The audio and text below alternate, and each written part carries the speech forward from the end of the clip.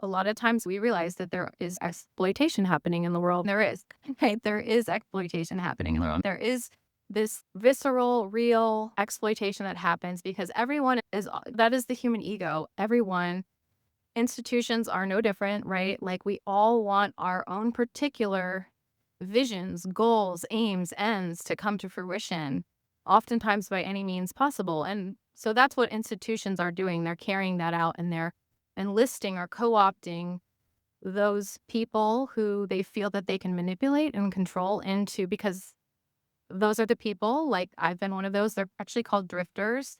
And Napoleon Hill's Outwitting the Devil. It was a book that was written in like the 1930s, but only got published like 72 years later. It took a long time because it was such a controversial book that Napoleon Hill's family wanted to keep it locked away until the family was basically dead and it couldn't harm them, which is understandable because if it had come out in 1932 or 3 or whenever it was written, if it had come out way back then, if it had been published then, it could have ruined their ability to live with financial prosperity. They would have probably become destitute because there would have been so much backlash and even people maybe trying to assassinate Napoleon or his family for just how controversial it would have been back then. Nowadays, I think we're more ripe and ready to hear the message. That's why it was only published about, I think now 20 years ago, thereabouts. So we're in a better place in the world now to hear such a message. But I'm just saying, back to my point here, what Napoleon Hill calls drifters. So drifters are, now that's drifters, let me just say with a D, drifters. Drifters are basically people in society, which Napoleon Hill says 98% of people, that's almost everybody except for 2% of society are drifters. I certainly have been a drifter for most of my life up until recently. This is basically someone who doesn't pursue their passion, their purpose, what they were incarnated in this 3D physical reality in this lifetime to do. They avoid that purpose. He talks about his own avoidance of his own purpose for a long time too. But they avoid that out of fear, mostly out of fear, because they're afraid to show up. They're afraid to be seen. They're afraid to go against the grain in any way. They're afraid to try for what they really want in life, for what really lights their soul up, and to actually provide value in a way that feels meaningful for others in society, in a way that helps to advance society. Like, I think he intimates that we are here in some way, like each of us has a special gift, whether that's through an artistic talent, maybe we're good at drawing or painting or creating videos, whatever that thing is for each of us. It's different, but each of us, for some of us, it's writing. In Napoleon Hill's case, it was writing. We oftentimes find ourselves avoiding, and some of us aren't even aware of what that gift is because we're not ready to be aware of it. And maybe we never get ready in this lifetime, become aware of it because we're attached to drifting, which is we're attached to the comforts and securities we already have, even if they're very small and very minimal. We're attached to food, a lot of us. We're attached to inactivity. We're attached to TV, Netflix. We're attached to just staying comfortable in our comfort zone. We're attached to familiar but unfulfilling, sometimes soul-sucking jobs that we're really unhappy in, or even if we're not deeply unhappy in those jobs, it doesn't align with what's in our heart and soul and what we're best at. It aligns with something we can do that we're okay at and good enough at that we can do to simply pay the bills, but we're oftentimes resenting the fact that when we're in these jobs, oftentimes low-paying jobs that exploit some of our talents and time, we resent the fact that the employer is paying us so little for what we're contributing, and they don't really value us or care, and they see us as expendable and hold that over our heads, always replace us pretty easily, so therefore we're not that valuable, and we shouldn't view ourselves as valuable, which further instills the belief of not being enough, not being valued, feeling resentful, feeling angry, which keeps us in that low, depressed vibration, not even having energy to try for anything more because this job, it's paying the bills. We rationalize it's paying the bills.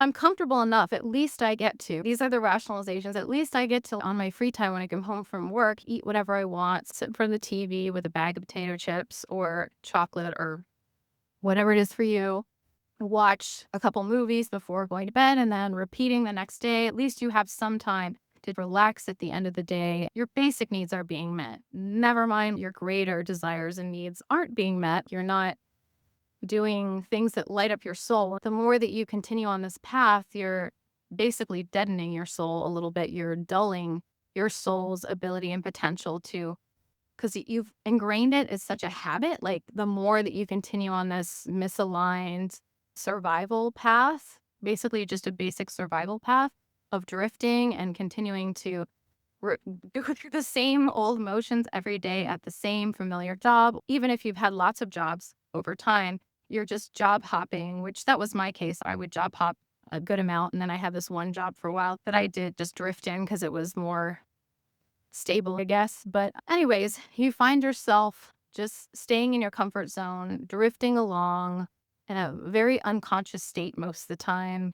Anytime you have some inspiration come up where you like this little spark of wanting to do something more beyond what you've been doing for a long time in this more drifting state, like in this familiar job or job hopping, whatever your particular comforts are, it's different for everybody. It's not food. For me, it was actually food for a while. So that's why that one readily comes to mind. Like food, and I wasn't so much into watching Netflix. I guess I was when I was a lot younger. Even you can do this with spiritual content, like for a lot of years, like in I guess more the last 10 years or so. I was more into, yeah, eating whatever I wanted. I was a bit overweight. I wasn't happy about that. I was quite lethargic as well, pretty inactive. And I like to binge watch spiritual content actually, and like more Buddhist stuff, some Advaita Vedanta stuff. It's more of that ability to question who am I. I would use some higher level content, and higher level, I'm putting that with quotes. It's beautiful and it's helpful, especially questioning who you are and not identifying with your mind. That is extremely powerful. And some of that content was beautiful, and it really did help me to disidentify with my mind a bit. But I found myself using that to spiritually bypass and to hide and to not take action in relationship to what I really wanted to do. I would use that as an excuse. It was a very tricky mind trick. Being identified as just a spiritual seeker was the last big trick of the mind. And it took a while to see through it because I was so addicted to staying comfortable, paying the bills in this familiar job and binge watching spiritual content. I wasn't binge watching violent movies. I was binge watching spiritual content and Hallmark movies a little bit because I did those sweet little feel good movies. But again, those can be traps too because you're in your comfort zone. Excuses, or you're telling yourself why you can't, like you're believing that you can't do anything more because it's not safe to. But this is safe. Look how safe this is. And I'm also gaining something because I'm even like, this is another trick of the mind. I'm even like questioning my mind when I'm questioning who I am, not fully identified with my mind anymore. So that's actually really good. And I got to feel more spiritual in a way too, which was another mind trick because I believe like in some ways I was good. And this is heavily coded in the spiritual community. And it's a very common way a lot of people spiritually bypass. I was believing that I was like good or better than other people. I was comparing myself to other people. Like, at least I'm not binge watching Netflix. At least I'm not doing any of these. I'm not smoking. I'm not drinking. I'm not doing any of these other things. But the worst thing I have is I overeat a little bit and I sit and watch lots of Advaita Vedanta, like sometimes little Hallmark, and I question my mind. And I was feeling good about the fact that I was so spiritual.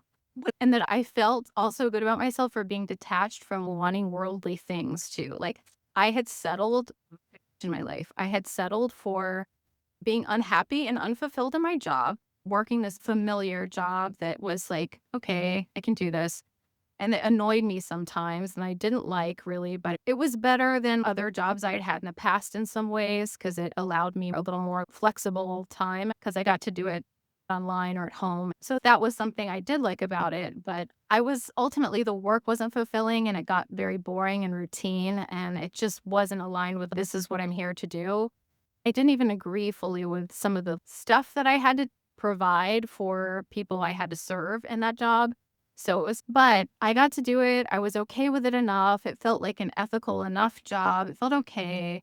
Not great. I was dissatisfied and I was spiritually bypassing and telling myself, I'm okay. I'm okay. And I don't really want that much. I don't need to travel. I'd always had this burning desire in the back of my mind. It'd be great to travel, but I talked myself out of even thinking like, why do I need to travel? I have everything I need here. I've got a comfortable little setup. I don't need to try for much. I can just be content and satisfied And I thought that was really spiritual and evolved to be just very content and satisfied with what I have right here, right now, and to not seek for anything more except for just enlightenment, possibly. Like that felt very virtuous, but to not be a person who had any ambition in the world. I really had very little to no ambition at that time. And I was settling in life and staying comfortable in my comfort zone, overeating because I was wanting to shove down my feelings with food. I gained weight. I was overweight, inactive. I didn't like walk until about 4 years ago. I started being more physically active. More recently, I've become a lot more physically active, which I love and feel good. I'm happy with my body, and my level of energy is so much better. I'm feeling more energized and ready for life. I have ambition. There is something to that spiritual piece of being ambitious and having too much desire. There is some level of credibility. If you're addicted to ambition, if you're constantly looking outside yourself for fulfillment, that's never a healthy path. So spirituality, Buddhist spirituality, and even Christianity, they all teach us some good principles in terms of not being addicted to things we want in the world, not like pushing at all costs and means and being exploitative and unkind, quote unquote, evil person. I don't want to actually give a lecture on what's good and bad. I think we all have a general sense like of what feels aligned and what doesn't in our heart and mind and soul. And if we check with that greater part of us, we'll know. Being unethical and purposely, knowingly exploiting and taking advantage that's not a true heart-centered path. We would know that. There is unchecked ambition that's just full on aligned with pure greed. It's a virtue not to be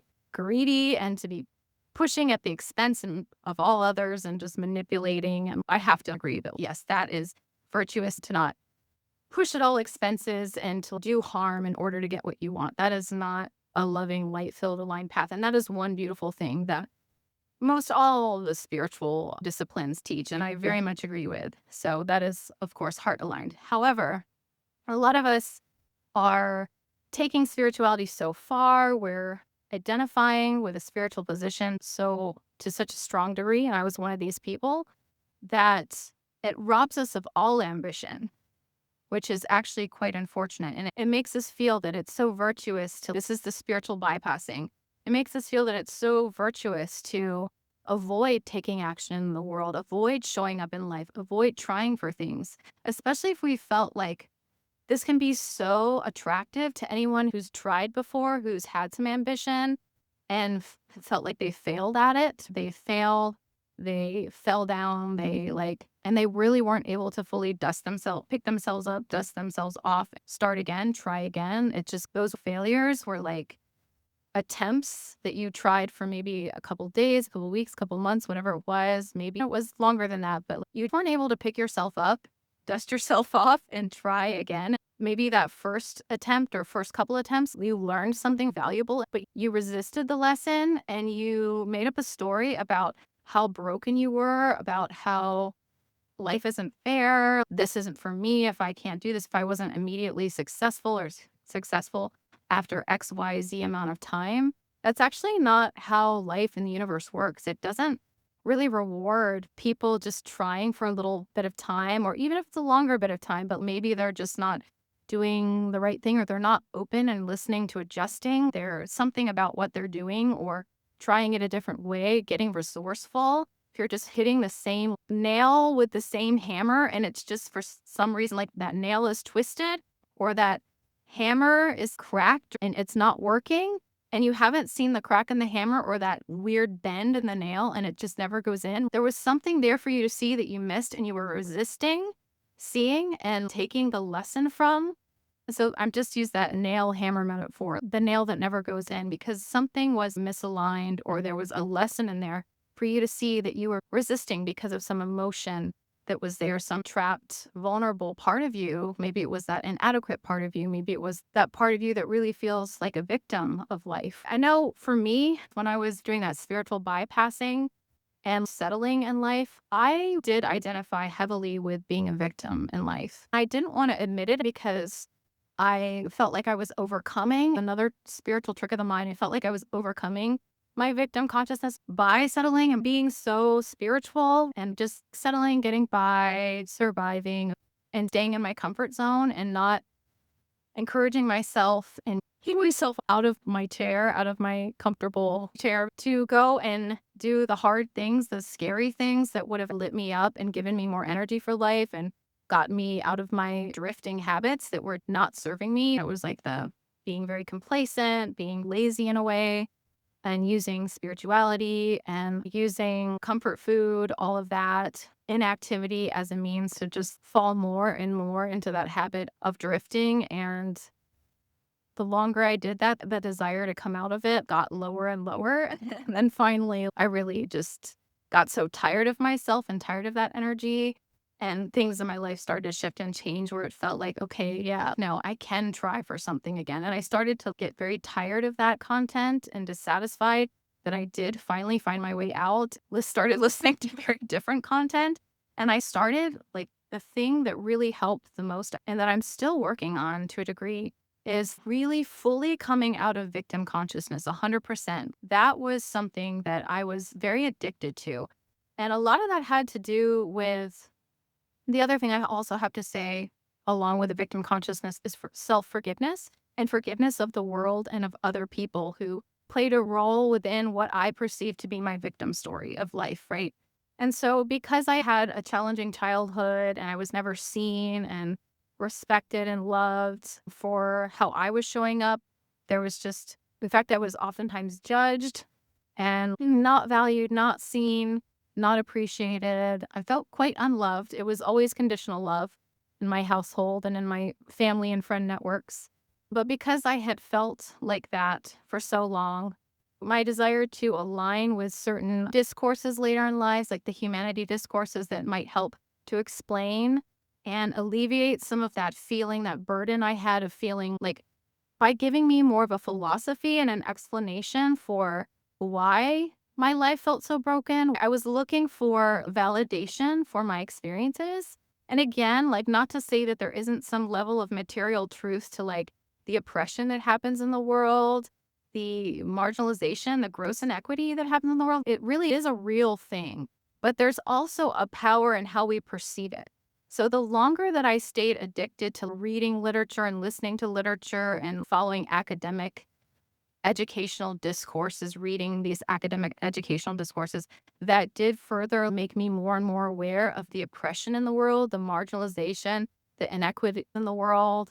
Like, for one example, if you've ever heard of Michel Foucault, he's a French philosopher, really brilliant person, spot on about how industry and systems, industrial systems, these ideological, quote unquote, hegemonic, which means oppressive. Hegemonic basically just means oppressive. But a lot of times academia, there's the pride in using really large, capacious vocabulary, big words to describe everyday phenomenon, which makes it more elite and almost inaccessible. There's an irony in that because a lot of this literature is speaking to like the average everyday person's oppressive experience, especially people who've been marginalized in some way. Most people in society, there's multiple ways that you can experience some form of marginalization, but I think almost everybody to some larger or smaller degree has felt oppressed or marginalized or beaten down by a system, the neoliberal capitalist order perhaps, or like a school system or structure, or by their family network or structure, or just by some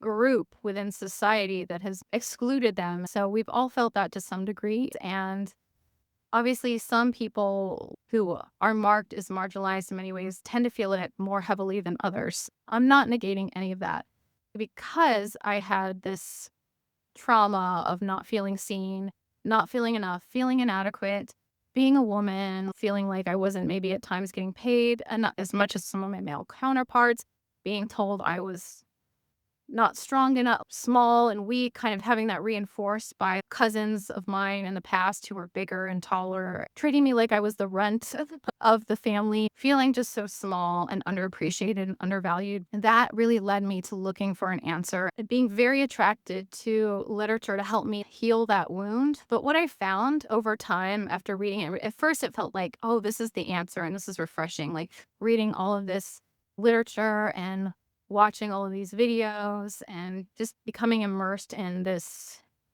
very humanitarian, and progressive liberal discourses on and intellectual discourses too, explaining the structures of inequity, the structures in society that create this vast inequity in society, that create so much suffering for so many marginalized, oppressed people, that explain the systems and the technologies and the medical system, the patriarchy, how women have been oppressed, and how people of color across society, LGBTQ, like it just goes on.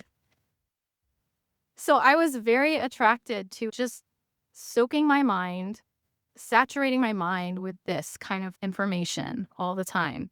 I did that for probably a decade and a half or so. And I was just like, yeah, this is it.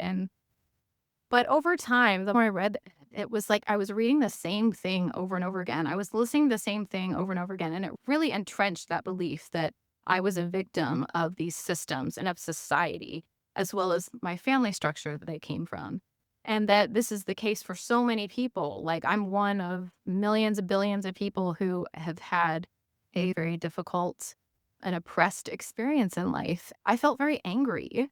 I just felt very angry at all the systems. And I became very much an anti establishment person. Like, I actually took on this sort of, so I had this like an unhealed feminine shadow aspect that was very much identified and aligned with like anti establishment ideologies and rhetorics. So there's like these anti establishment ideologies and rhetorics that's the unhealed feminine shadow lurks there, but there's also like the mainstream too. There's both. And just because you swing against the mainstream, because you were maybe brought up in a mainstream household, right? Where like more conventional, conservative values were what was supported, what was valued, what was seen and expressed, and what was the norm.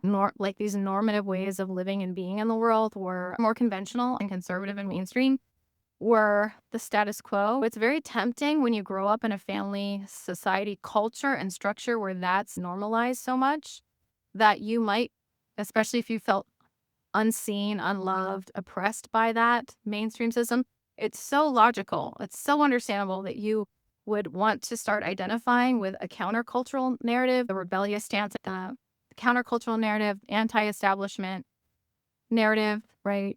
Ideologies that I just expressed that happen to show up a lot of times in the humanities disciplines and progressive liberal discourses, democratic discourses as well. So it's understandable that you would want to start identifying with that, that you'd want to rally against the mainstream systems, continue feeling like a victim, and use that fuel of feeling like hurt and oppressed and harmed, viscerally harmed by these mainstream systems, that you'd want to lash out against it. You want to fight against it, take on this against stance towards the mainstream. It can also lead people who fall into progressive anti-establishment stances. It can also lead you to seek out relief from that heaviness, from that burden of feeling like such a victim, into a more spiritual path like I did, like giving up and, okay, I surrender. I don't want to be so angry anymore because it's killing me to be so angry. So you want to fall into more of a spiritual path, but it's still very aligned with these progressive ends, but you're just like, maybe you're just a little less angry about it now because you're allowing spirituality to filter in and check some of that anger. But really, you're still seething with anger, like under it. And you're not taking action in life. You're not taking the one thing you're avoiding through all of these different identifications at different points in your life when you're going from the mainstream into this countering the mainstream, counterculture, anti-establishment sort of identification. And then possibly you're reading a lot of literature around that that picks apart and deconstructs the oppressiveness of the mainstream society and capitalism and neoliberalism. And then you find yourself like, okay, you're doing that, you're against it, you're like, maybe you're investing, you're part of some social advocacy causes, maybe you're working in the nonprofit sector, you're doing some cool things, but ultimately there's just something missing and you know that there's something more you want to do, but you can't exactly articulate it. And it feels pretty unfulfilling. And then you find yourself feeling exhausted from being angry for so long and like feeling, because it's so draining to feel like a victim all the time. It's so draining to always feel angry and to always be fighting against. It just sucks away all your energy. So you can't see any clarity through the fog of your own victim consciousness, anger, all of it. So you find that you want to then go more of a spiritual path and you want to resolve some of the anger, but also in a way you're suppressing that anger. You are suppressing parts of yourself. Go some water. You find yourself just further disconnecting from yourself. Maybe you're starting to feel a little less angry, but maybe you're starting to settle more in life too. Like I expressed, using spirituality as a way to bypass and avoid doing like actually trying for things that I really wanted. I found myself maybe a little less angry, but losing all ambition in life, which wasn't a healthy place to be in. And then just like drifting and using food, Netflix, using all of these different things to avoid like actually taking aligned action towards something that would light me up and feel truly meaningful and aligned with my higher soul's purpose and calling. And so it was a dance that I did for many years. And this also aligns with sort of an shadow feminine side because that drifting is very much avoiding. You're avoiding what you really want to do. You're settling for what feels safe and comfortable for the moment, what feels familiar and secure. So you're not allowing yourself to take on real power in the world. You're too afraid to have the courage and to even try to do something outside of what's normed, right?